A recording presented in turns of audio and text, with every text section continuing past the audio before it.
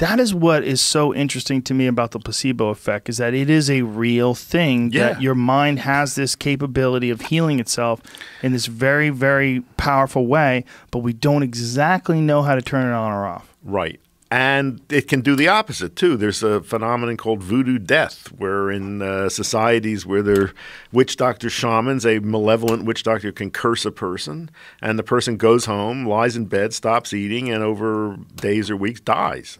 Whoa. So what more could you ask of in the way of a mind-body effect? He put a curse on, what was the basketball team? They were talking shit about him. So he put a curse on them, and they couldn't win a goddamn game. Huh? It's happened a few times. Yeah, he's put a curse on him a few different times. He's like a real, how would you say? He's spiritual, very positive, mostly like real love-oriented guy, but occasionally he'll put a hex on a dude. And when he puts a hex on you, got a real problem on your hands. Okay. And apparently it's been very effective. And people freak out when Lil B hexes them.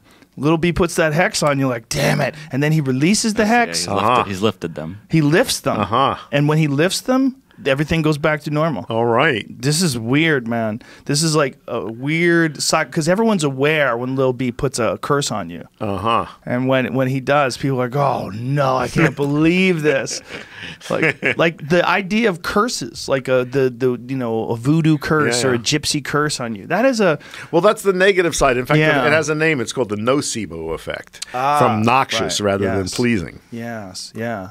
That is that's a documented thing as well, right? That people can believe that something is wrong with them, and then they start fucking themselves into this terrible state. And then they start screwing things up. Yeah, this is how it started.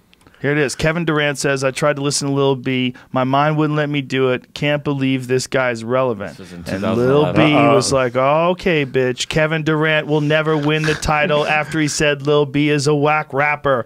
The BasedGod's curse. Hashtag the BasedGod's curse on Durant. And then he always signs his tweets, Lil B. That's pretty funny. But it works.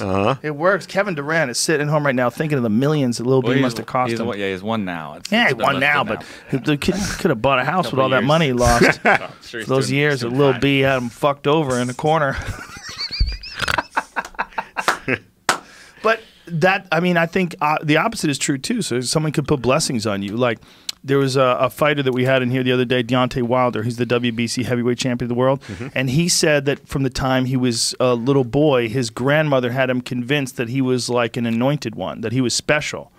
And that she would always say that to his parents, like, you know, don't you hit him, like, this one's special. You know, he's going to raise everybody up. And then he turned out to be like one of the great heavyweight champions ever in terms of like his record. He's 40-0 with 39 knockouts. I mean, he's a phenomenally successful fighter. And in his mind, he believes that he has some like magic property, or that there's something to him. He's a ridiculous knockout artist too. I mean, obviously there's a lot of physiological aspects to that. I mean, he's a big, long, tall guy with crazy knockout power. You can't fake power. You either have it or you don't. But he's got it, and he's got this weird confidence too. And you got to wonder how much of him actually is operating under this idea that his grandmother was right about him having some magical properties, and so he goes through life with this vision. Yeah, powerful. Yeah. How do you trick people into thinking that way? We need a whole nation full of Deontay Wilders.